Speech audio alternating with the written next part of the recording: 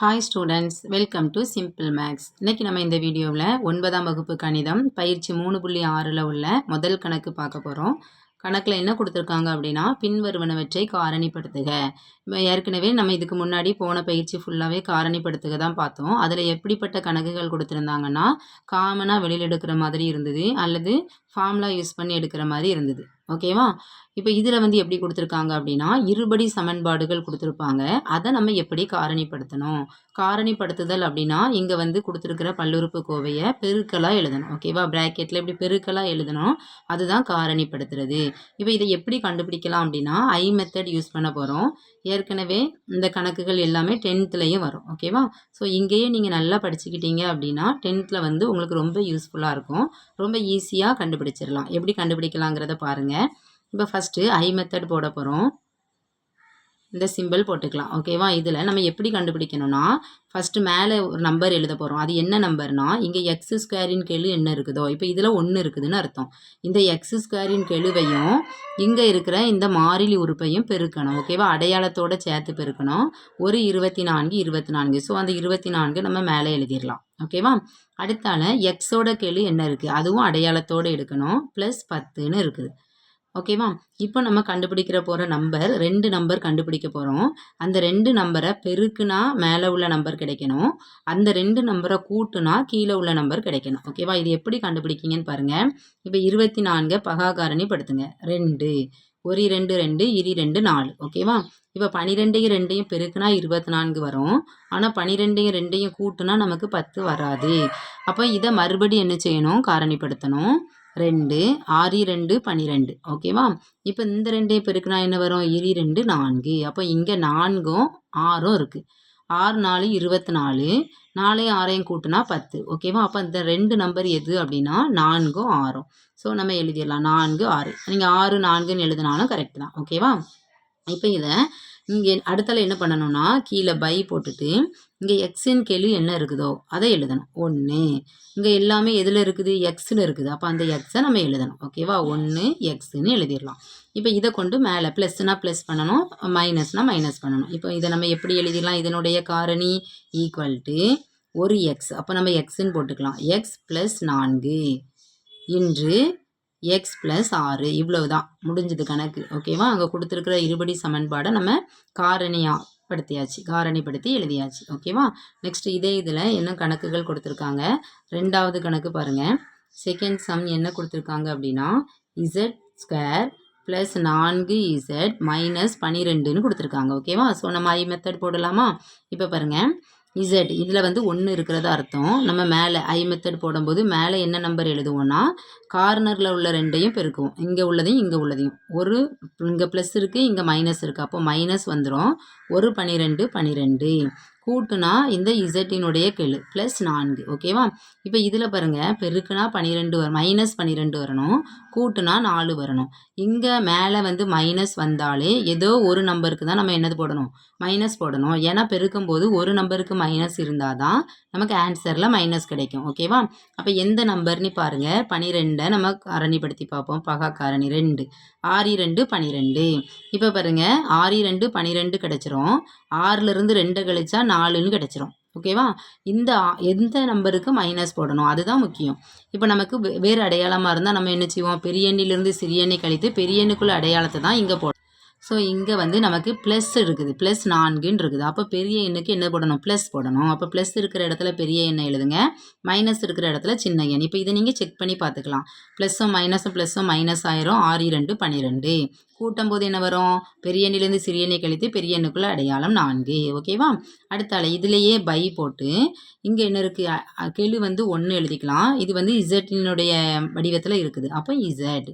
அதே மாதிரி ஒரு இசட். இப்போ இதை இங்கே எடுத்து எழுதிடலாமா, ஈக்குவல் டு ஒரு இசட். அப்போ அந்த 1 போடணும்னு அவசியம் இல்லை. இசட் மேலே மைனஸ் இருக்குது, இசட் மைனஸ் 2 இன்று இசட் ப்ளஸ் 6. ஓகேவா? இங்கே கொடுத்துருக்குற இருபடி சமன்பாட்டை நம்ம காரணிப்படுத்தி எழுதியாச்சு. ஓகேவா? நெக்ஸ்ட்டு இதே இதில் தேர்டு சம் பார்க்கலாம். ரொம்ப சிம்பிளான கணக்குகள் தான். புரிஞ்சிட்டிங்கன்னா ஈஸியாக இதில் மார்க் ஸ்கோர் பண்ணிடலாம். 3வது சம் என்ன கொடுத்துருக்காங்க பாருங்கள். P square minus 6p minus 16ன்னு கொடுத்துருக்காங்க. ஓகேவா? இப்போ இதுக்கு நம்ம ஐ மெத்தட் போடலாம். பெருக்குனா என்ன வரணும் பாருங்கள், இங்கே இதில் ஒன்று ஒரு -16 வரணும். கூட்டுனா நமக்கு -6ன்னு கிடைக்கணும். ஓகேவா? இப்போ தான் சொன்னேன் மேலே மைனஸ் இருந்தால் ஏதாவது ஒரு நம்பருக்கு நம்ம என்ன செய்யணும்? மைனஸ் போடணும். கீழே மைனஸ் இருந்துச்சுன்னா பெரிய எண்ணுக்கு மைனஸ் போடணும். அப்போ இந்த 16 நம்ம பிரித்து எழுதிடலாம். 2ஆல் போட்டோன்னா 8 2 16. 8ல் 2 போனால் 6 கிடச்சிருமா? இப்போ எதுக்கு மைனஸ் போடணும்னா பெரிய எண்ணிலேருந்து சிறிய எண்ணை கழித்து பெரிய எண்ணுக்குள்ள அடையாளம் தான் இங்கே போட்டிருப்போம். அப்போ பெரிய எண்ணினுடைய அடையாளம் என்னது இங்கே? மைனஸ். அப்போ மைனஸ் இருக்கிற இடத்துல 8, இதில் +2ன்னு வந்துடும். ஓகேவா? இங்கே என்ன இருக்குது? 1 இருக்குது. அங்கே வந்து பி அது இருக்கிறதுனால ஒரு பின்னு எழுதிடலாம். ஒரு பி. இப்போ இதை நம்ம எப்படி எழுதிடலாம்? ஈக்குவல் டு பி -8 இன்று பி +2. ஓகேவா? ரொம்ப வேகமாக நம்ம என்ன செஞ்சிடலாம்? இதனுடைய ஆன்சரை கண்டுபிடிச்சிடலாம். நெக்ஸ்ட்டு இதே இதில் 4th சம் பாருங்கள். 4th சம் என்ன கொடுத்துருக்காங்க? t² +72 -17tன்னு கொடுத்துருக்காங்க. சரிதானா? இப்போ வந்து நமக்கு t² அடுத்தால டீயோட உறுப்பு தான் வேணும். அப்போ இதை நம்ம இந்த மாற்றி எழுதிக்கலாம். t² -17t +72. ஓகேவா? இப்போ நமக்கு பெருக்குனா என்ன வரணும்? இங்கே இருக்கிற முதல் உறுப்பும் இங்கே இருக்கிற உறுப்பும் வரணும். அப்போது 72. ஓகேவா? ஐ மெத்தடு போட்டுடலாம். மேலே 72 வரணும். கூட்டுனா என்ன வரணும்? -17ன்னு வரணும். இங்கே நமக்கு ப்ளஸ் இருந்தால் ரெண்டும் ஒரே அடையாளமாக வரணும். அப்போ இங்கே பாருங்கள் மைனஸ் இருக்குது. அப்போ ரெண்டுலேயும் மைனஸ். பெருக்குனா மைனஸும் ப்ளஸ்ன்னு வந்துடும். கூட்டுனா ரெண்டையும் கூட்டி அதே அடையாளத்தை நம்ம போட்டுருவோம். ஓகேவா? இப்போ 72 நம்ம டேனா வகுத்தல் போட்டு பார்க்கலாம். 2 2 6 6 2 12. 36 ரெண்டையும் கூட்டினா 17 வருமா? வராது. அப்போ மறுபடி இதை பிரிங்க. 2 1 2 2 8 2 16. 18 4 கூட்டினா 17 வருமா? வராது. அப்போ மறுபடி இதை பிரிங்க. 2 9க்கு 2 18. ஓகேவா? இப்போ பாருங்கள் 2 4 4 2 8. இதில் 8 வருது. இங்கே 9 வருது. 9ஐயும் 8ஐயும் கூட்டினா நமக்கு 17 வந்துடும். ஓகேவா? அப்போ 9 ஒரு இதில் 8ன்னு போட்டுடலாம். அடுத்தால பை இங்கே என்ன வரும்? டி பக்கத்தில் வந்து 1 இருக்குது. அப்போ 1tன்னு போட்டுடலாம். இப்போ இதை எப்படி எழுதிடலாம்? ஈக்குவல் டு t -9 இன்று t -8. ஓகேவா? அவ்வளவுதான் கணக்கு. ஐ மெத்தட் போட்டுட்டோம்னாலே இதிலிருந்து நம்ம இப்படி காரணிகளாக என்ன செஞ்சிடலாம்? எடுத்து எழுதிடலாம். Next 5th some y² -16y -80ன்னு இருக்குது. ஓகேவா? இப்போ இதுக்கு நம்ம ஐ மெத்தட் போட்டோம்னா பெருக்குனா -80 வரணும். இங்கே 1 இருக்குது. ஓகேவா? ஒரு 80 80 -80 கூட்டுனா -16ன்னு வரணும். ஓகேவா?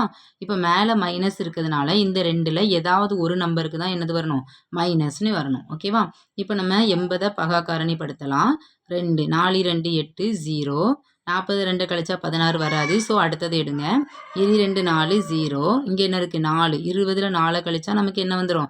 16ன்னு கிடச்சிரும். ஓகேவா? அப்போ ஒரு நம்பர் 20, ஒரு நம்பர் 4.